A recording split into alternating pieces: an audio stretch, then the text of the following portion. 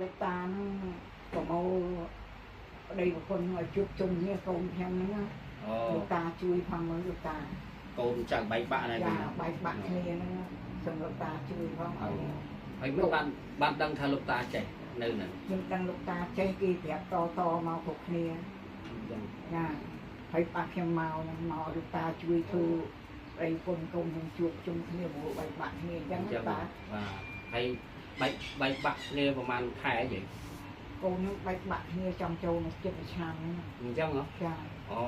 ហើយកូននិយាយកូនស្រីកូនប្រុសហ៎កូនហ្នឹងប្រុសកូនប្រុសណាចាអញ្ចឹងប្រមូលកូនភាសាស្រីឲ្យជួបជុំគ្នាហ្នឹងហ្នឹងម្ដាយល្អដែលប្រមូលឲ្យកូនជួបជុំគ្នាវិញឲ្យបានចេះតែរកគ្រូឲ្យប្រមូលឲ្យជួបជុំណាអ្នកខ្លះអីមិនបានប្រមូលអញ្ចឹងទេបាទហើយសរសើរនេះសរសើរយាយឯងដែលប្រមូលប្តីប្រពន្ធកូនឲ្យជួបជុំគ្នាឲ្យបានសុខដុមរមនាហ្នឹងហ្នឹងហើយយាយនៅណាយាយខ្ញុំនៅស្រុកបាក់ខែងហ្នឹងដែរអូនៅបាក់ខែងហ្នឹងហ្នឹងហើយ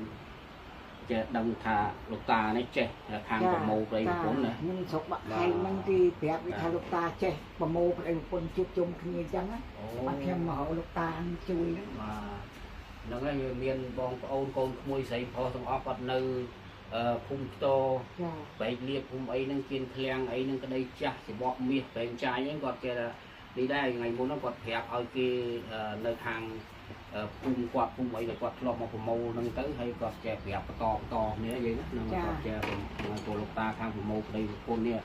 ឲ្យជួបជុំគ្នាវិញពលលោកតាបុរាណទេមិនមែនគ្រូសម័យឥឡូវទេសិតតែចាស់បុរាណរៀនចេះតាំងពីឆ្នាំ80មកហ្នឹងហើយចឹងហើយចេះតំណតតាមឪពុកតាមជាតាមកហ្នឹងចេះតែរៀនបន្តគ្នាយើង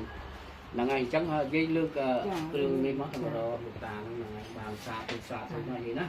ដែលបានមករកលោកតាប្រមូលឲ្យកូនចៅដែលបាក់បែកឲ្យបានជួបជុំគ្នាវិញនេះហ្នឹងហើយឲ្យសមប្រកបនឹងជាមួយលោកតាណាដែល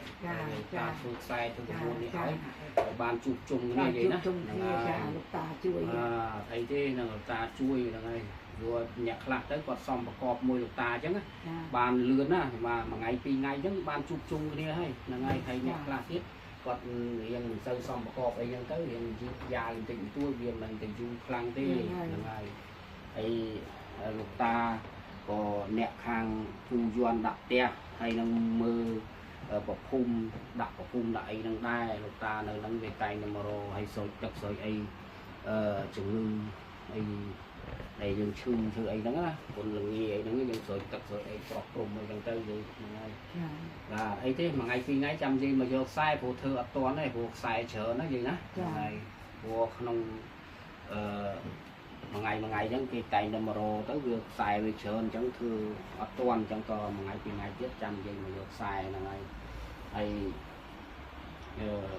កូនចៅធ្វើការអីដែររាល់ថ្ងៃនេះកូនចៅខ្ញុំធ្វើការខាងអូជីអូខាងនេះណាខាងក្រុមហ៊ុនគេខាងអូជីអីហ្នឹងចេះតែរកទេយើងមិនឃើញមកព្រោះយើងវាចេះការងារយើងវាអត់កន្លែងណាវាពិបាកដែរយើងចេះធ្វើអ្នកខ្លះធ្វើសំណងធ្វើអីហ្នឹងណាហើយលោកតាហ្នឹងជាគ្រូបុរាណហ្នឹងយូរហើយនៅទីហ្នឹងណាបាទ